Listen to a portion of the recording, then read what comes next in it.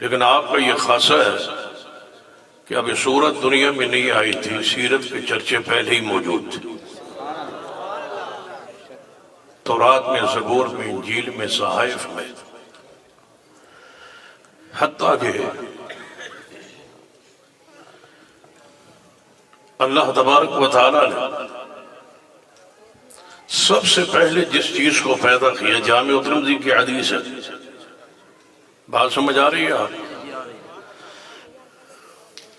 اصل میں میری بات سمجھ آتی ہے 1.5-2 گھنٹوں بعد، لیکن وقت میرے پاس تھوڑا ہے، کیونکہ میری علامہ مسرور نواز جنگوی صاحب ساتھ دوستی بھی ہے، ایک تعلق ہے، ایک محبت ہے، اور ان کے والد محترم علامہ حق نواز جنگوی صاحب سے بھی عقیدت بھی تھی، محبت بھی تھی، اور پیار بھی تھا، اور ملاقات بھی تھی، تو وہ پرانی محبت ہے۔ دعا کریں اب نئی نئی شروع ہوئی ہے، یہ قائم رہے۔ تو جو خدشات آپ کو سب نظر آ رہے ہیں، شاید کیا ہوگا کچھ بھی نہیں، پریشان نہ ہوا۔ آل رسول اور عظمت اصحاب رسول کے لیے اور ان کی عظمت اور ان پر ایمان اور عقیدت کے لیے ہمیں اہل سنہ والجماعت کہا جاتا ہے، اور انشاءاللہ یہی ہماری پہچان ہے۔ اصحاب رسول نہیں ہے تو گویا ایمان نہیں ہے،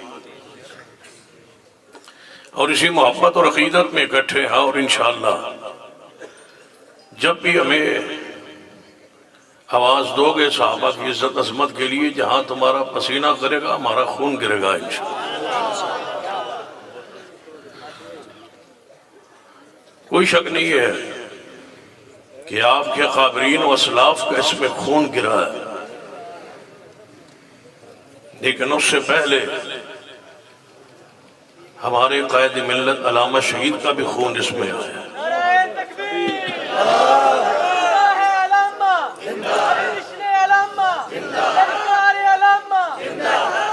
تو یہ ایک وقت تھا کہ لاہور میں ایک جلسہ تھا، اور علامہ حق نواز جھنگوی اس جلسے میں موجود تھے، اور اختلاف ہوا اور آپ کو وہاں خطاب نہ کرنے دیا گیا۔ شاید آپ اس تاریخ سے آگاہ ہو، تو علامہ صالح ظہیر رحمہ اللہ نے کہا تھا، علامہ حق نواز تمہارے خطاب کے لیے میری مسجد حاضر ہے۔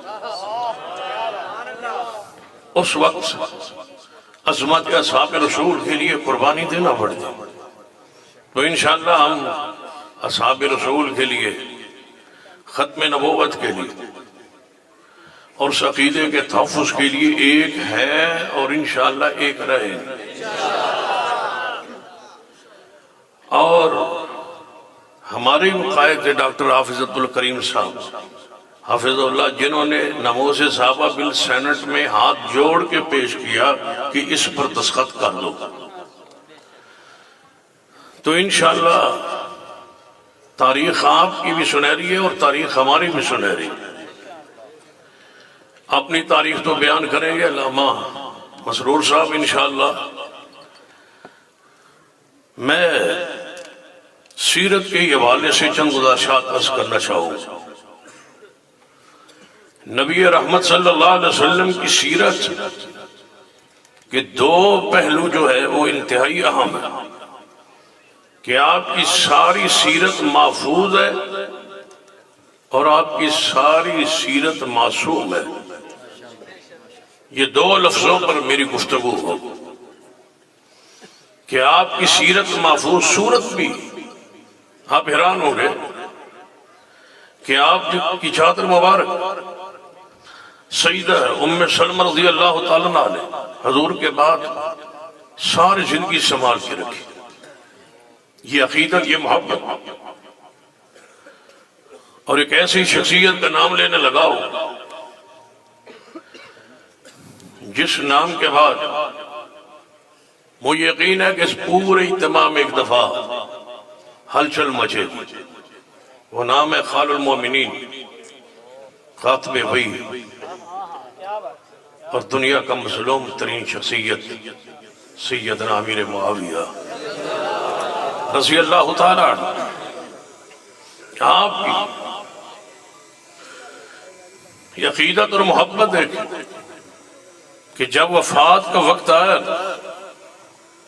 آج سیدنا امیر معاویہ رضی اللہ تعالیٰ کے حوالے سے بہت ساری غلط فہمیاں عوام میں پھیلائی جا رہی، اور خاص کر وہ مرزا جیلوی جس کا موضوع ہی سیدنا امیر معاویہ رضی اللہ تعالیٰ کی ذات پر نقد ہے۔ اور بعض لوگ یہ کہتے، میں نے سنے، مجھ سے پوچھتے ہیں اور کہتے بھی ہیں کہ وہ مرزا جیلوی جو ہے وہ اہل حدیث ہے، مجھ سے پوچھتے ہیں لوگ۔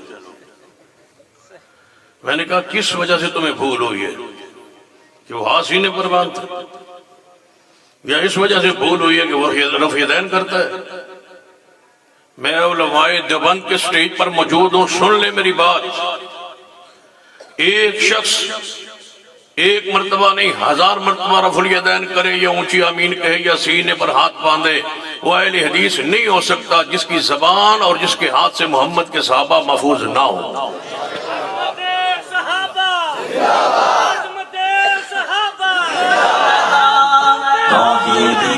ہماری پہچان نہیں اس طرح نہیں ہے۔ کافروں پہ حاویہ، کافروں پہ حاویہ، کافروں پہ حاویہ۔ پھر شخص کہتا ہے کہ اگر آپ، پھر جب میں ایک بندہ کہتا ہے مرزا جیلوی کو آپ پھر کیا مانتے ہیں؟ میں نے کہا میں مرزا مانتا ہوں۔ آپ کیا مانتے ہیں؟ میں نے کہا مرزا مانتا ہوں۔ کہتے ہیں سمجھ نہیں آئی؟ میں نے کہا مرزا ہے وہ۔ کہتے ہیں مانتے ہیں آپ اس کو کیا ہے؟ میں نے کہا مرزا کہتا ہوں، مرزا مانتا ہوں۔ کہتے ہیں سمجھ نہیں آئی؟ میں نے کہا مرزا کہتا ہوں۔ اگر آپ کو ساری رات نہ سمجھ آئے تو میں یہی کہتا رہوں گا وہ مرزا ہے۔ جانتے ہو مرزا کون تھا؟ معلوم؟ پرانا مرزا ہو یا نیا مرزا ہو، عقیدہ ختم نبوت کا انکار کرے یا امیر معاویہ کی عزت عظمت ایمان تقدس کا انکار کرے، ہمارے نزدیک مرزا ہے۔ نہ پچھلے مرزوں کو چھوڑا ہے، نہ انشاءاللہ نئے مرزوں کو چھوڑے۔ کہو انشاءاللہ۔ سیدنا امیر معاویہ رضی اللہ تعالی جب وفات مبارک کا وقت آیا تو اپنے غلام کو بلا کے فرمایا جاؤ اس الماری میں ایک ڈبیا پڑی ہے، وہ ڈبیا اٹھا لو۔ بلائے، اس کو کھولا، فرمایا یہ میرے پیغمبر کے بال ہے۔ 50 سال امیر معاویہ نے حضور کے بالوں کو سنبھال کے رکھا۔ با معاویہ۔ پھر ناخن حضور کے، جانتے ہو جب نبی رحمت صلی اللہ علیہ وسلم حج پہ تشریف لے گئے تو آپ کے بالوں کو مونڈنے والے امیر معاویہ تھے، بال سنبھال کے رکھے، ناخن بھی آپ کے سنبھال کے رکھے۔ فرمایا جب میں فوت ہو جاؤں تو یہ حضور کے بال میرے سینے پہ رکھ دینا اور حضور کے ناخن میرے ہونٹوں پہ رکھ دینا۔ وہ پیغمبر، وہ محبوب جس کے بال بھی محفوظ، ناخن بھی محفوظ، جس کے لعاب بھی محفوظ۔ لعاب صحابہ اپنے ہاتھوں پہ لے لیتے اور بڑے پیار سے پھر ہاتھوں پہ لے کے اس طرح ملتے، ملنے کے بعد پھر اپنے چہرے پہ ملتے۔ اور اس حدیث کے تحت محدثین نے لکھا ہے، اگر آپ اس جملے کو سن لینا، میں بڑے ایزی ماحول میں آرام سے گفتگو کر رہا ہوں تاکہ بات سمجھانے کی کوشش کر رہا ہوں۔ نبی رحمت صلی اللہ علیہ وسلم کے وہ بال اور آپ کا وہ لعاب، تھوک مبارک، اس حدیث کے تحت محدثین نے لکھا ہے جب حضور علیہ السلام کے تھوک مبارک کا ذکر ہو رہا، اب دیکھتے ہیں نا کہ گھر میں بیٹھے کھانا کھا رہے ہوں، کوئی لعاب کی تھوک کی بات کرے تو بندہ کہتا ہے یار رہنے دے، کھانا کھا رہے ہیں، کراہت محسوس ہوتی۔ محدثین نے لکھا ہے، فقہائے امت نے لکھا ہے کہ اگر نبی علیہ الصلوۃ والسلام کا تھوک مبارک کا ذکر ہو رہا ہو اور کسی بندے کے دل کے میں کراہت آ جائے تو بندے کا ایمان ہی نہیں رہتا۔ آپ کا وہ تھوک مبارک، وہ لعاب پاک، اس کو صحابہ رضوان اللہ علیہ مجمعین اپنے چہروں پہ مر رہے، جس کا جبہ محفوظ، لعاب محفوظ۔ آپ اٹھے جاگے سوئے ہوئے تھے تو کیا دیکھتے ہیں، سیدہ ام سلیم نے ایک نرم چمڑا لے کے حضور کے ماتھے مبارک کا پسینہ پہنچ رہی ہے اور اس میں محفوظ کر کے، اس میں جذب کر کے پھر اس طرح نچوڑتی ہیں اور شیشے میں بند کرتی ہیں اور پسینہ حضور کا، حضور جا کے فرمایا ام سلیم کیا کر رہی ہو؟ فرمایا آپ کا پسینہ جمع کر رہی ہوں۔ فرمایا کس لیے؟ فرمایا یا رسول اللہ صلی اللہ علیہ وسلم، مدینے کے عطار کے عطر میں وہ خوشبو نہیں ہے جو محمد کے پسینے میں خوشبو ہے۔ آپ کے پسینے کو محفوظ رکھا جا رہا، آپ کے نالین پاک ان کو تبرک کے طور پہ رکھا جا رہا۔ میرا اور میری جماعت کا عقیدہ سن لیجیے کہ حضور کے تبرکات میں اللہ نے امت لی کے لیے برکت رکھی، شفا رکھی، لیکن حضور کے ہوں یہ شرط ہے، ہوں حضور کے، بادشاہی مسجد والے نہ ہوں حضور کے، ہوں حضور کے، اور جو چیز حضور کی نہ ہو اور جو کہے کہ یہ حضور کی ہے، حدیث سن لیں صحیح البخاری کی، نبی علیہ السلام فرماتے ہیں اس بندہ اپنا ٹھکانہ جہنم بنا لے جو میری ذات کے بارے میں جھوٹ بولے۔ آپ کا لعاب، آپ کا تھوک مبارک، آپ کا پسینہ محفوظ ہے، اور آپ کی پوری سیرت صحابہ نے محفوظ رکھی۔ شیر خدا، محبوب خدا سیدنا علی، حیرانگی کی بات ہے، محبوب خدا شیر خدا سیدنا علی رضی اللہ تعالیٰ سواری پہ سوار ہو، دعائے سفر پڑی، سواری کی دعا، پھر ایسے چہرہ کر کے اوپر آسمان کی طرف تھوڑا سا مسکرائے، ہنسے سیدنا علی۔ پوچھا گیا اے علی رضی اللہ تعالیٰ، آج آپ نے عجیب منظر دکھایا ہے کہ آپ اپنا چہرہ اوپر کیا، سواری پہ بیٹھے اور دعا پڑی اور سفر شروع کیا، پھر چہرہ آسمان کی طرف اٹھایا اور تھوڑا سا مسکرائے کیوں؟ فرمایا ایسے ہی مسکراتے میں نے مصطفیٰ کو دیکھا تھا۔ آپ کا مسکرانا محفوظ ہے۔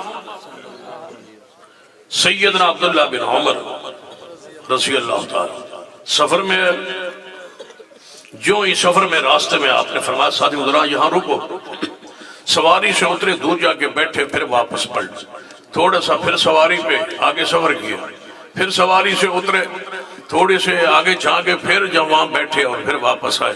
لوگوں نے پوچھا، ساتھیوں نے پوچھا، صاحب نے پوچھا ابن عمر یہ کیا کرتے ہو؟ فرمایا اسی راستے سے حضور کے ساتھ گزرا تھا، جہاں جہاں بیٹھے تھے، جہاں جہاں مصطفیٰ بیٹھے وہاں بیٹھنا میں اپنے لیے بحث رحمت، بحث سعادت، بحث تبرک سمجھتا ہوں۔ یہ ہے کہ آپ کی سیرت جہاں آپ بیٹھے وہ بیٹھنا محفوظ ہے، جہاں آپ مسکرائے وہ مسکرانا محفوظ ہے، جہاں آپ روئے وہاں رونا محفوظ ہے۔ اگر سوئے ہوئی اگر خراٹوں کی آواز آئی، ام المومنین امی عائشہ، ام المومنین، ام المومنین، ام المومنین، میرا تو جی چاہتا ہے ساری رات ام المومنین کہتے کہتے جان نکل جائے۔ ام المومنین، ام المومنین امی عائشہ صدیقہ رضی اللہ تعالیٰ تشریف فرمایا حجرے میں۔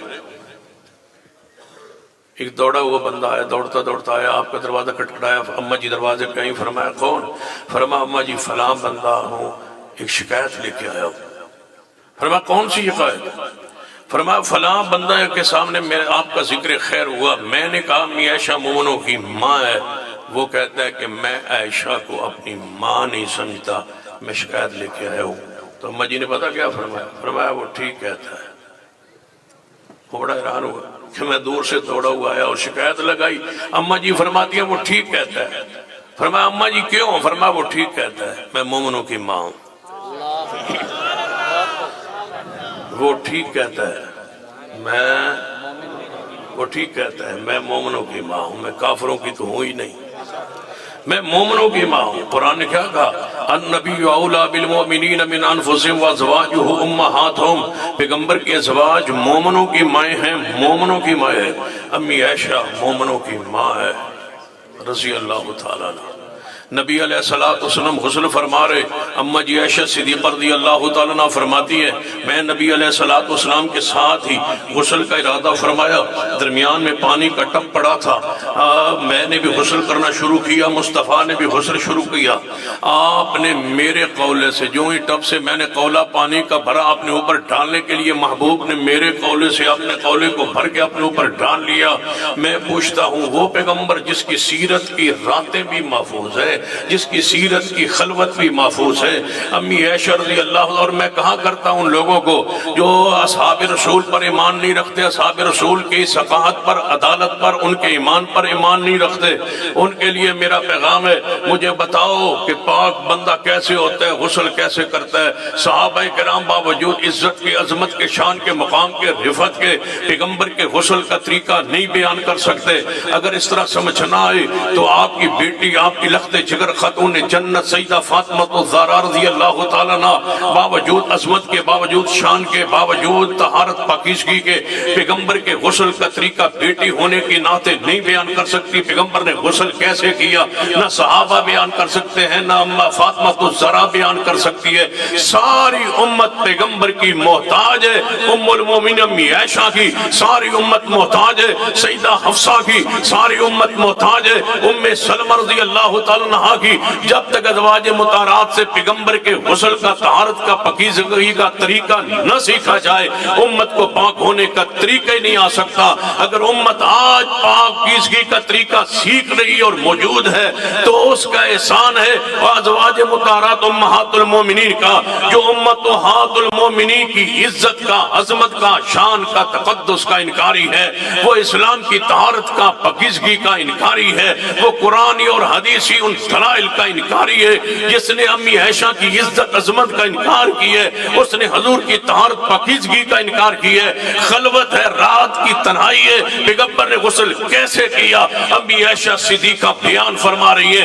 میں پوچھ سکتا ہوں کہ جس پیغمبر کی اتنی سیرت محفوظ ہے، جس پیغمبر کی راتیں محفوظ ہیں، جس پیغمبر کی خلوت محفوظ ہے، اس پیغمبر کی جلوت صحابہ کرام کے سامنے، ان کی نماز، ان کا روزہ، ان کی حج، ان کا زکوٰۃ، ان کی خوشی، ان کی غمی، ان کے صبر، ان کے حضر، ایک ایک لمحہ اس میرے محمد مصطفیٰ صلی اللہ علیہ وسلم کا محفوظ ہے اور ہمارے پاس محفوظ ہے، موجود ہے۔ میرا دعوے قرآن پاک کے جس طرح 30 پارے ہمارے پاس محفوظ ہے، اسی طرح میرے محمد مصطفیٰ کی ہر سنت، ہر ادا، ہر حدیث ہمارے پاس محفوظ ہے اور موجود ہے۔ پیغمبر کے خراٹے محفوظ ہے، پیغمبر کا غصہ محفوظ ہے، پیغمبر کی خوشی محفوظ ہے، پیغمبر کے آنسو محفوظ ہے، پیغمبر کا مسکرانا محفوظ ہے، پیغمبر کی راتیں محفوظ ہے، پیغمبر کے دن محفوظ ہے، پیغمبر کے نکاح محفوظ ہے، پیغمبر کے سفر محفوظ ہے، پیغمبر کے حضر محفوظ ہے، پیغمبر کی نماز محفوظ ہے، نماز کی ادائیں محفوظ ہے، نماز کی سنتیں محفوظ ہے، نماز کے مستحبات محفوظ ہے،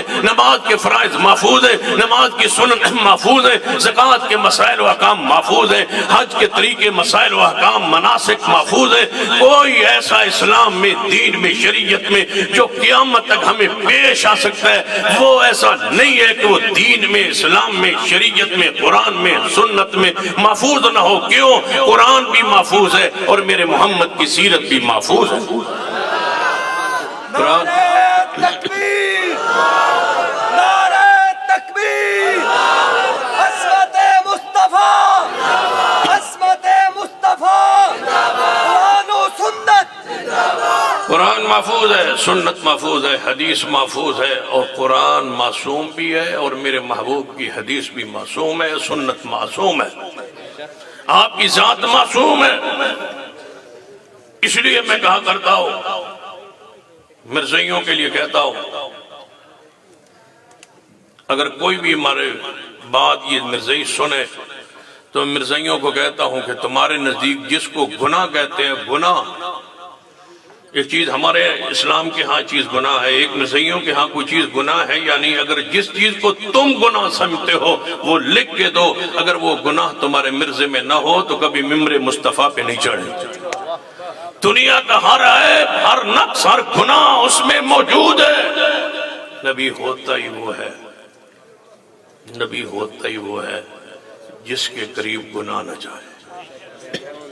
جس کے قریب گناہ جائے وہ نبی نہیں ہوتا۔ مرزا کے اندر ہر عیب، ہر نقص، ہر گناہ موجود ہے۔ اگر زنا گناہ ہے تو اس میں موجود ہے، اگر چوری گناہ ہے تو مرزے میں موجود ہے، خیانت گناہ ہے تو مرزے میں موجود ہے، شراب گناہ ہے تو مرزے میں موجود ہے۔ دنیا کا کوئی نقص، کوئی عیب، کوئی گناہ ایسا نہیں ہے جو مرزے میں موجود نہ ہو۔ نبی پتہ کون ہوتا ہے؟ فقط لبثت فیکم عمرا، مکے والوں 40 سال عرصہ میں نے تم میں گزارا ہے، میرے وجود میں کوئی گناہ دیکھا ہو، کوئی عیب دیکھا ہو، کوئی نقص دیکھا ہو تو بیان کیجئے۔ پورے اہل مکہ پکار اٹھے، محمد تمہارے وجود میں کوئی گناہ نہیں دیکھا۔ آسمان سے آواز آئی، لعمرک، قسم ہے محبوب تیری ساری عمر کی، تیری بچپن سے لے کر ولادت سے لے کر وفات تک تیری ساری عمر پاک ہے، مجھے قسم ہے تیری عمر کی، اس عمر کا کے اندر کوئی لمحہ ایسا نہیں ہے جس کی قسم رب نے نہ اٹھائی ہو۔ جس کی رب اٹھائے قسم وہ ہے محمد صلی اللہ علیہ وسلم۔ لعمرک، قسم ہے تیری عمر، اتنے پاک کہ ایک عورت آتی ہے آپ کے حجرہ پاک، امی عائشہ رضی اللہ تعالیٰ سے ملاقات ہوتی ہے، کہتی ہے میں اسلام لانا چاہتی ہوں، پیغمبر کے ہاتھ پہ بیعت کرنا چاہتی ہوں۔ سیدہ نے فرمایا کہ یہ حضور موجود ہے، درمیان میں پردہ لٹکا ہوا ہے، آپ اپنا ہاتھ آگے کریں، رسول اللہ صلی اللہ علیہ وسلم کی بیعت کر لیں۔ سیدہ کائنات نے یہ سمجھا کہ یہ عورت ہے اور بیعت کرنا چاہتی ہے، اس کا مطلب ہے حضور کے ہاتھ پہ ہاتھ رکھے گی۔ جب اس نے ہاتھ کو آگے کیا تو رسول اللہ صلی اللہ علیہ وسلم نے فرمایا عائشہ اس عورت کو کہو ہاتھ پیچھے کرے، محمد غیر عورتوں کے ہاتھوں پہ ہاتھ نہیں رکھا کرتا۔ پیغمبر معصوم ہے۔ اور مرزا قادیانی کا بیٹا لکھتا ہے کہ ہمارے جو والد تھے نا ملعون، رات ان کے پاس اکثر عورتیں آیا کرتی تھی اور رہتی تھی اور دباتی رہتی تھی، اور ان کی جو پنڈلی تھی نا وہ ایسی تھی جیسے چرپائی کی، اتنی سخت۔ سیدہ انس فرماتے ہیں میں نے محبوب کے ہاتھ پہ ہاتھ رکھا، اللہ کی قسم اتنا ریشم بھی کوئی نرم نہیں تھا جتنا محمد کا ہاتھ نرم تھا۔ نبی ہوتا ہی وہ ہے جو ساری امت سے خوبصورت ہو۔ مناظر اسلام حافظ عبدالقادر روپڑی اہل حدیث کے بہت بڑے سرخیل اور بڑی شخصیت تھے اور مناظر تھے، اور شاید آپ میں سے کچھ بزرگ جانتے ہوں کہ فروقہ میں کئی دن مرزائیوں سے مربعیوں سے کئی دن مناظرہ کرتے رہے، اہل اسلام کی طرف سے، اہل ایمان کی طرف سے، اہل سنہ کی طرف سے آپ کو مناظر جناب منتخب کیا گیا تھا۔ فروقہ میں آپ مناظرہ کرتے رہے، یہ ایک تاریخ ہے۔ حضرت روپڑی رحمۃ اللہ علیہ مشترکہ جلسہ تھا، موضوع تھا عقیدہ ختم نبوت کے تحفظ کے حوالے سے کہ یہ جلسہ تھا۔ حضرت روپڑی رحمۃ اللہ علیہ حدیث کے ترجمان کی حیثیت سے وہاں پہنچے۔ جب پہنچے نا تو آپ کا موضوع تھا معیار نبوت، اپنی جیب میں مرزے کا فوٹو لے گئے اور معیار نبوت بیان کرتے کرتے فرمان دلائل دیتے فرمانے لگے نبی وہ ہوتا ہے جو اپنی امت میں سب سے زیادہ خوبصورت ہو، اس سے زیادہ خوبصورت کوئی نہ ہو۔ یہ الفاظ کہتے اور اس پر دلائل دیتے کہ محمد مصطفیٰ کیسے خوبصورت ہے، نبی کیسا سونا ہوتا ہے، کیسا خوبصورت ہوتا ہے۔ کرتے کرتے اچانک مرزے کا فوٹو نکال کے فرمایا یہ ہے مرزا، بتاؤ یہ سونا ہے یا میں سونا؟ روپڑی صاحب فرما لیں یہ سونا ہے یا میں سونا؟ اگر یہ سونا ہے تو پھر اس کا حق ہے، اگر یہ سونا نہیں ہے تو پھر یہ میرا حق تھا۔ اس بے وقوف کو کس نے بنایا؟ مانو کہ محمد مصطفیٰ کے بعد کوئی نبی آ سکتا نہیں۔ سیدنا امام ابو حنیفہ رحمہ اللہ نے فرمایا تھا جو شخص نبوت کا دعویٰ کرے اور جو اس سے دعوے کی دلیل مانگے وہ دلیل مانگنے والا بھی کافر ہے، دعویٰ کرنے والا کافر تو ہے ہی ہے۔ امام ابو حنیفہ رحمۃ اللہ علیہ اس لیے میں نے ذکر کیا تھا کہ تواڈے دل جڑی گل ہے وہ نکل جائے۔ اہل حدیث ہو اور ائمہ کو نہ مانتا ہو یہ ہو ہی نہیں سکتا۔ ہر امام کا ادب احترام اکرام میرے ایمان کا حصہ ہے، میری عقیدت کا حصہ ہے، میری محبت کا حصہ ہے۔ تو کچھ میں علامہ صاحب ہی کان نہیں سمجھایا، توجہ ہے، سنیے ہمارا پیغام۔ سارے ائمہ کرام سے محبت عقیدت ہمارا مسلک، ہمارا عقیدہ، ہماری دعوت، ہمارا پیغام ہے۔ آئیے آج میں ایک مشترکہ جلسے سے میں بے گفتگو صحابہ کرام اور پیغمبر علیہ السلام کی سیرت کے حوالے سے میں نے شروع میں دعویٰ کی ہے کہ آپ کی سیرت جو ہے محفوظ بھی ہے، سیرت آپ کی معصوم بھی ہے۔ جاؤ عیسائیوں سے پوچھو، ان کے بعد اپنے پیغمبر کی ساری سیرت محفوظ نہیں ہے۔ جناب یہودیوں کے بعد اپنے انبیاء کی سیرت محفوظ نہیں ہے۔ ہمارے پاس 63 سالہ زندگی کا ایک لمحہ بتائیے جو اہل اسلام کے پاس میرے محمد کا محفوظ نہ ہو اور آپ کی پوری سیرت معصوم نہ ہو۔ اتنے پاکیزہ میرے پیغمبر کہ نبی علیہ السلام نے اعلان فرمایا تھا فتح مکہ کے موقع پر کہ جو بندہ جہاں جناب آئے، سیدنا ابو سفیان، پھر سیدنا ابو سفیان کے گھرانے کا ذکر آ جاتا، واہ ابو سفیان رضی اللہ تعالیٰ، سیدہ ہند رضی اللہ تعالیٰ عنہ، سیدنا امیر معاویہ کو جانتے ہو، 4 بھائی ہیں امیر معاویہ کے، 3 اور ہیں، چوتھے آپ ہیں، چاروں کے چاروں محمد کے صحابی ہیں۔ آپ کی 4 بہنیں، 3 صحابی ہیں اور چوتھی محمد کی بیوی بھی ہے، اور محمد مصطفیٰ علیہ السلام زوجہ محترمہ کے سیغے سے مومنوں کی ماں ہے۔ سارا گھرانہ میرے محمد کے صحابہ کا۔ فرمایا جو ابو سفیان کے گھر داخل ہو جائے اسے کچھ نہ کہا جائے۔ آپ اعلان فرماتے رہے فتح مکہ کے موقع پر ایک ایسا بد نصیب تھا جس کے بارے میں آپ نے فرمایا حمار جس نے میری بیٹی زینب کو نیزے مارے تھے، وہ جہاں ملے اس کو قتل کر دو۔ حمار کو کہا گیا فلاں فلاں کو معافی مل گئی ہے، آپ رحمت للعالمین ہیں، آپ رؤوف الرحیم ہیں، عزیز علیہ ما عنتم حریص علیکم بالمؤمنین رؤوف الرحیم۔ یہ پیغمبر کی شان ہے، وما ارسلناک الا رحمت للعالمین، یہ پیغمبر کا مقام ہے۔ لہذا چاہیے پیغمبر سے جا کے معافی مانگیے۔ انہیں اپنے منہ کو لپیٹ لیا کپڑے سے، چھپتا پیغمبر کے سامنے اچانک آ کے اپنا چہرہ کھولتا ہے، کہتا ہے محبوب اتنے بڑوں کو، ظالموں کو معاف کیے، اتنے گناہگاروں کو معاف کیے، مجھے بھی معاف کر دیجئے۔ پیغمبر خاموش ہو گئے، رک گئے۔ آپ سوچنے لگے کہ اس ارادے سے کہ صحابہ کرام کے بارے میں نے اعلان کیا ہوا ہے صحابہ کے درمیان کہ حمار کو جہاں پاؤ اس کو قتل کر دو، کوئی اٹھ کے اس کو قتل کر دے گا، انتظار کرے، میں اس کو تاخیر کرتا ہوں۔ پیغمبر سوچتے رہے، کوئی صحابی نہ اٹھا۔ صحابہ کے ذہن میں یہ بات تھی کہ اب آپ کی محفل و مجلس میں آ گئے، اگر جب مروانا ہوا، قتل کروانا ہوا تو آپ اشارہ یا حکم فرمائیں گے، ہم اٹھ کے اس کو مار دیں گے۔ کچھ دیر بعد آپ نے چہرہ انور کو اٹھایا، فرمایا حبار جاؤ، ہم نے تجھے بھی معاف کیا۔ جب معافی ملی نا تو واپس پلٹا تو نبی علیہ السلام فرمایا میرے صحابہ جب وہ آیا تھا میرے سامنے کھڑا رہا، معافی مانگتا رہا، میں کچھ تاخیر کرتا رہا، شاید تم میں سے کوئی اٹھ کے مار دے، تم نے اٹھ کے اس کو مارا کیوں نہ؟ فرمایا یا رسول اللہ صلی اللہ علیہ وسلم ہم نے سمجھا آپ کی محفل و مجلس میں آ گیا ہے، لہٰذا اب ہم اس کو نہیں مارتے، جب تک اگر مروانا ہی تھا تو آپ آہستہ سا آنکھ کا اشارہ کر دیتے، ہم اس کو اٹھ کے مار دیتے۔ آپ نے فرمایا میرے صحابہ سن لو، جو نبی ہوتا ہے وہ آنکھ کے اشارے سے بندے نہیں مرواتا۔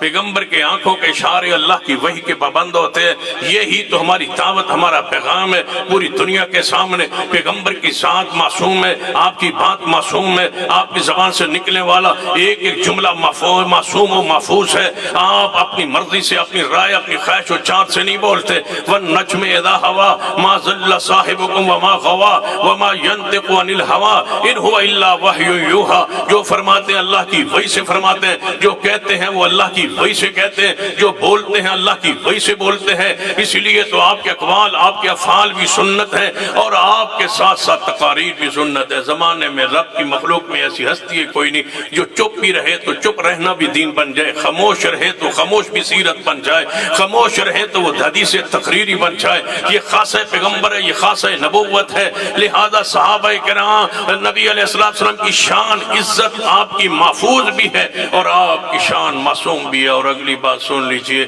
آپ کے صحابہ کرام کی سیرت محفوظ ہے، اور آج تک ہمارے پاس اصحاب رسول کو اللہ نے یہ مقام اور شان بخشی ہے۔ جس طرح ہم ختم نبوت کے لیے ایک ہے، اسی طرح ہم صحابہ کرام کی عزت اور عظمت اور شان اور تقدس کے لیے ایک ہے۔ ہر اس شخص کے ہم خلاف ہیں جس شخص کے ہاتھ اور زبان سے صحابہ کرام محفوظ نہیں ہے، ہم اس کو کبھی دنیا اور آخرت میں معاف نہیں کر سکتے۔ ہمارا جینا، ہمارا مرنا صحابہ کرام کی عزت، عظمت اور شان کے لیے ہے۔ اور سن لے اور ہماری بات لکھ لے اور نوٹ فرما لے، صحابہ کرام رضوان اللہ علیہ مجمعین کے ساتھ ہماری عقیدت کسی ایک صحابی کی توہین تنقیص حرام ہے، اور انشاءاللہ اس ملک میں قانون بن کے رہے گا۔ مرزائیت کے حوالے سے ہمارے اسلاف، ہمارے اکابرین جو اہل و سنت تھے، ہمارے اکابرین اپنے حصے کا کام کر گئے، وہ اپنے حصے کا کام کر کے انہیں کافر قرار دلوا گئے۔ ہمارے حصے کا کام رہتا ہے ابھی، علامہ مسرور صاحب، ہمارے حصے کا کام رہتا ہے۔ ہم نے مرزائیت کو کافر نہیں مرتد قرار دلوانا ہے، اور انشاءاللہ ضرور دلوانا ہے۔ یہ کافر ہی نہیں، یہ مرتد ہے۔ اس لیے تو میں نے کہا تھا کہ مرزائی صرف کافر ہی نہیں بلکہ مرتد ہیں۔ ان کے ساتھ کھانا پینا اٹھنا بیٹھنا، یہ بیمار پرسی، ان کے جنازے، ان کی بیمار پرسی، اگر ان کی دکان ہو اس دکان سے سودا لینا حرام ہے۔ اگر اپنی دکان تمہاری دکان سے سودا لینے آئے تو ان کو سودا دینا حرام ہے۔ یہ بیمار ہو جائیں تو ان کی بیمار پرسی حرام ہے۔ راستے میں چلتے چلتے ان کے ساتھ تعاون، ان کے ساتھ محبت، ان کے ساتھ اخلاق، ان سے پیار ان سے حرام ہے۔ حتیٰ کہ ان کے اگر ایکسیڈنٹ حادثہ ہو کسی مرزائی کا ہو جائے تو اس کو ہسپتال میں پہنچانا حرام ہے، 1122 کو فون کرنا حرام ہے، اس سے معاونت حرام ہے۔ اگر اس کے گھر میں آگ لگی ہو تو پانی ڈالنا حرام ہے، اگر تیل مل جائے تو پانی نہیں ڈال سکتے۔ جب میں نے کہا کہ کہیں اسی طرح ایک تقریر میں نے کہہ دیا کہیں تیل مل جائے تو تھوڑا سا ڈال دیں، تو پھر وہ اٹھایا، مرزائیوں نے اٹھایا، حتیٰ کہ جرمنی نے میرے خلاف جرمنی میں جا کے میٹنگ کی، وہاں سے درخواست دی اقوام متحدہ کو کہ اس کو دہشت گرد قرار دیا جائے۔ یہ کہتا ہے جہاں ہمارے گھر کو آگ لگ جائے وہاں پر جناب تھوڑا سا تیل ڈال دے، پانی نہ ڈالے۔ تو وہ سارے ادارے میرے پاس کہنے لگے یہ آپ نے کیا کہا؟ میں نے کہا ٹھیک ہے، میں آپ بھی لکھ کے دیتا ہوں، میں ٹھیک کہتا ہوں، میں نے ٹھیک کہا ہے۔ میں مرزائیوں کو صرف کافر نہیں سمجھتا، مرتد سمجھتا ہوں، اور ان کو واجب القتل سمجھتا ہوں، اور ساتھ میرا یہ عقیدہ ہے اور ایمان ہے اور ہمارا کہ یہ ذمہ داری حکومت کی ہے کہ ان کو مرتد قرار دے اور ان پر سزا لاگو کرے۔ قانون کا لاگو کرنا حکومت کی ذمہ داری ہوتی ہے۔ ہم ملک کے امن کے لیے چپ رہتے ہیں، خاموش رہتے ہیں، قانون کو اپنے ہاتھ میں نہیں لیتے۔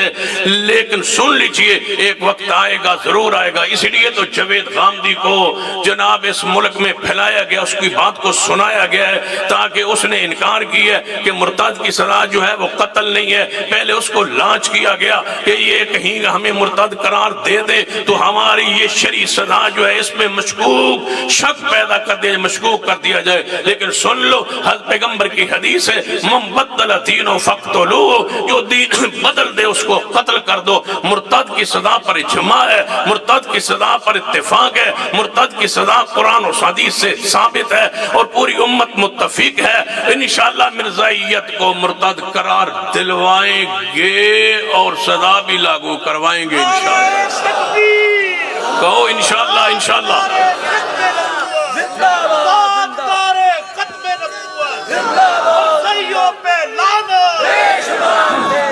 ذرا مل کے تاجدار ختم نبوت، نعرہ تکبیر، تاجدار تخت ختم نبوت، تاجدار تخت ختم نبوت، محمد ہمارے، محمد ہمارے، نعرہ تکبیر۔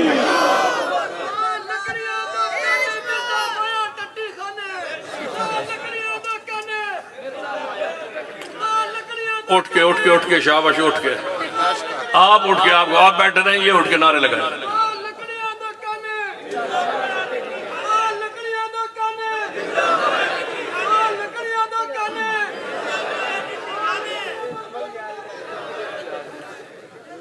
مرزا مریا کہاں پر؟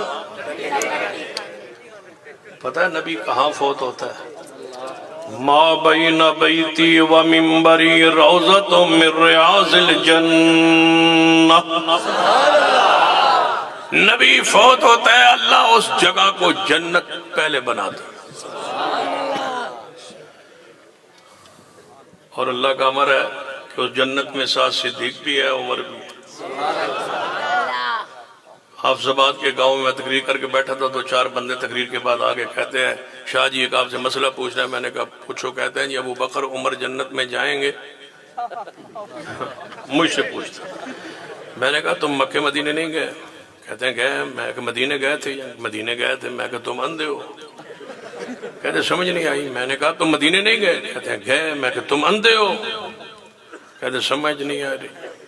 میں نے کہا نبی پاک روضہ نہیں دیکھا؟ کہتے ہیں دیکھا ہے۔ میں نے کہا وہ جنت نہیں ہے؟ کہتے ہیں جنت ہے۔ میں وہاں صدیق عمر نہیں ہے؟ وہ تو آج بھی جنت میں ہے۔ صدیق عمر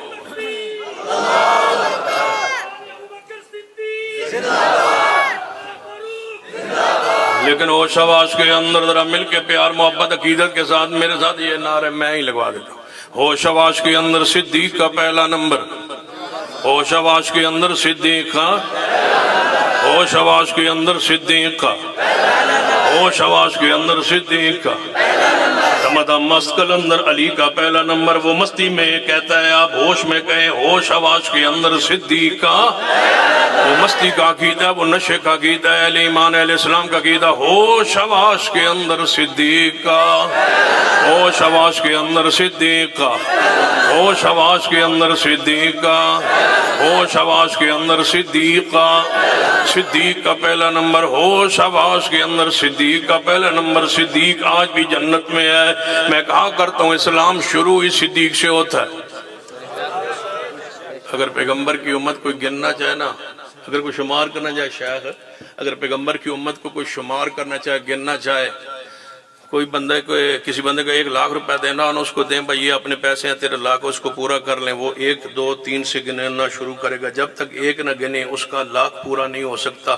ساری زندگی 1 نہ گنے اس کا لاکھ پورا نہیں ہو سکتا۔ اگر کوئی حضور کی امت کو گننا چاہے، جب تک صدیق سے شروع نہ کرے تو امت پوری کیسے ہو؟ صدیق اس امت کا آغاز ہے، صدیق اس امت کی اصل ہے، صدیق اس امت کی اساس ہے، اس امت کی بنیاد ہے، اس امت کی اکائی ہے، اس امت کا اول ہے، اس امت کا آغاز ہے، اس امت کا شروع ہے۔ میں کہا کر دوں اللہ کی قسم صدیق تیری شان کو جس طرح بیان کرنے کا حق تھا ہم نہیں بیان کر سکتے۔ تو ایک پوری کتاب کا نام ہے، تو ایک پوری مسلک کا نام ہے، تو ایک پورے منہج کا نام ہے، تو اس امت کو سنبھالا دی ہے، تو نے پیغمبر کے مسلک کو سنبھالا ہے۔ صدیق اللہ کی قسم اگر صدیق نہ ہوتے، جس دن حضور نے وفات پائی تھی نا، صدیق نہ ہوتے، بتاؤ حضور کی امت کو کون سنبھالتا؟ وہ صدیق ہی تھے جو ممبر مصطفیٰ پہ چڑھے تھے اور فرمایا تھا من کان منکم یعبد اللہ فإن اللہ حی لا یموت ومن کان منکم یعبد محمدا فإن محمدا قد مات۔ صدیق تو ہی تو تھا جس نے مسیلمہ قذاب کے خلاف لشکر تو تیار کیا تھا۔ سیدنا عمر جیسے جلیل القدر شخصیت آئی تھی، فرمایا تھا اے صدیق نہ بھیجو مدینہ خالی ہو جائے گا، سارے لشکر ہر طرف بھیجتے جا رہے ہو، پورا مدینہ خالی ہو جائے گا۔ صدیق نے کہا تھا اے عمر اگر مجھے جنگل کے درندے آ کے میری میت کو نوچ جائیں یہ گوارا ہے، لیکن مسیلمہ قذاب جیسا شخص نبوت کا دعویٰ کرے۔ صدیق نے فرمایا تھا لشکر کے لیے لشکر کے روانہ کیا، تیار کیا، فرمایا عام کافر نہ سمجھنا اس مسیلمہ قذاب کو۔ اے صدیق کیا کرنا ہے؟ فرمایا مسیلمہ قذاب کو آپ نے قتل کرنا ہے، اس کی اولاد کو، اس کے بچوں کو، اس کی بیویوں کو، اس کی عورتوں کو، جو ان کو مانے، ان کی نسلوں کو، ان کے گھروں کو ڈھا دینا ہے، ان کے درختوں کو کاٹ دینا ہے، ان کے جانوروں کو ذبح کر دینا ہے، کھانا بھی نہیں ہے۔ حتیٰ کہ فرمایا نہ ان کے بوڑھوں کو چھوڑنا ہے، نہ عورتوں کو چھوڑنا ہے، نہ بچوں کو چھوڑنا ہے، کسی کو نہیں چھوڑنا۔